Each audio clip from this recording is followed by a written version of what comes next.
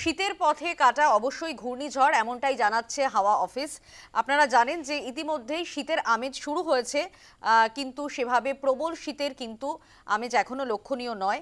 এই মুহূর্তে যা জানা যাচ্ছে হাওয়া অফিস সূত্রে খবর পাওয়া যাচ্ছে যে ঘূর্ণিঝড়ের ক্ষেত্রে ঘূর্ণিঝড় কাটা হয়ে দাঁড়াচ্ছে এবং ফের ঘূর্ণিঝড়ের ভ্রুকুটির কথাই জানাচ্ছে আবহাওয়া দফতর। আমাদের সঙ্গে সরাসরি রয়েছেন আমাদের প্রতিনিধি প্রীতি পাত্র।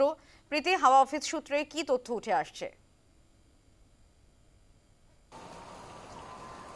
দেখো, যে ঘূর্ণিঝড় সৃষ্টি হবে সেই ঘূর্ণিঝড়ের প্রভাব সরাসরিভাবে বাংলায় পড়বে না, এমনটাই এখনো পর্যন্ত আবহাওয়া দপ্তর সূত্রে জানা যাচ্ছে। তবে যেটা আমি তোমায় জানিয়ে রাখবো, দক্ষিণ আন্দামান সাগরে একটি ঘূর্ণিঝড় তৈরি হওয়ার কথা রয়েছে, যেটি ইতিমধ্যেই নিম্নচাপের রূপ ধারণ করেছে এবং তারপরে এটি গভীর নিম্নচাপে পরিণত হবে এবং ২৬ তারিখ ঘূর্ণিঝড়ে পরিণত হওয়ার আশঙ্কা রয়েছে, এমনটাই কিন্তু বিভিন্ন আন্তর্জাতিক আবহাওয়া দপ্তর সূত্রে জানা যাচ্ছে। তবে এখনো পর্যন্ত ভারতীয় মৌসুম ভবনের তরফ থেকে কিন্তু আনুষ্ঠানিকভাবে কিছু জানা যায়নি।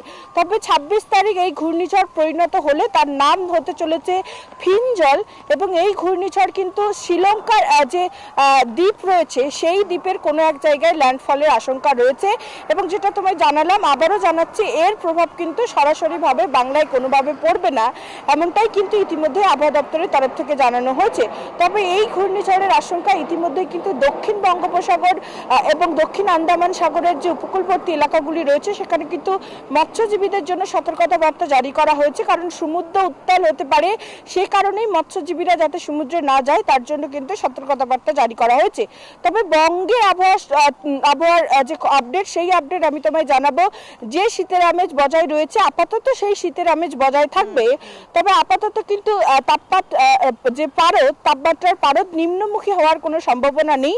শহর কলকাতায় তাপমাত্রা ২০ থেকে ১৯ ডিগ্রির মধ্যে থাকবে এবং জেলাগুলির ক্ষেত্রে কিন্তু দক্ষিণবঙ্গে তাপমাত্রা ১৫ ডিগ্রির নিচে থাকবে, এমনটা আবহাওয়া দপ্তরের তরফ থেকে জানানো হচ্ছে। এবং উত্তরবঙ্গের ক্ষেত্রেও কিন্তু যে শীতের আমেজ আপাতত লক্ষ্য করা যাচ্ছে সেই শীতের আমেজ বজায় থাকবে। তবে যে প্রশ্নটা সব থেকে বেশি ঘনীভূত হচ্ছে তা হচ্ছে জাকিয়ে শীত কবে পড়তে চলেছে বঙ্গে, যেটা ইতিমধ্যেই আবহাওয়া দপ্তরের তরফ থেকে জানানো হয়েছে যে উত্তরে হাওয়ার প্রবেশ কম ঘটছে বঙ্গে, কারণ জলীয় বাষ্পের পরিমাণ বাতাসে বেশি রয়েছে।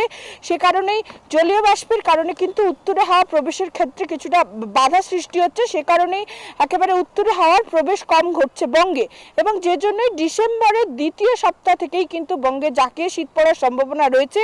তার আগে পর্যন্ত যে শীতের আমেজ অনুভব করছে বঙ্গবাসী সেই শীতের আমেজ অনুভব করবে, তবে আপাতত তাপমাত্রা নিম্নমুখী হওয়ার কোনো সম্ভাবনা নেই। সানন্দা, ধন্যবাদ প্রীতি। আমরা কথা বলছিলাম, সরাসরি ছিলেন আমাদের প্রতিনিধি প্রীতি পাত্র।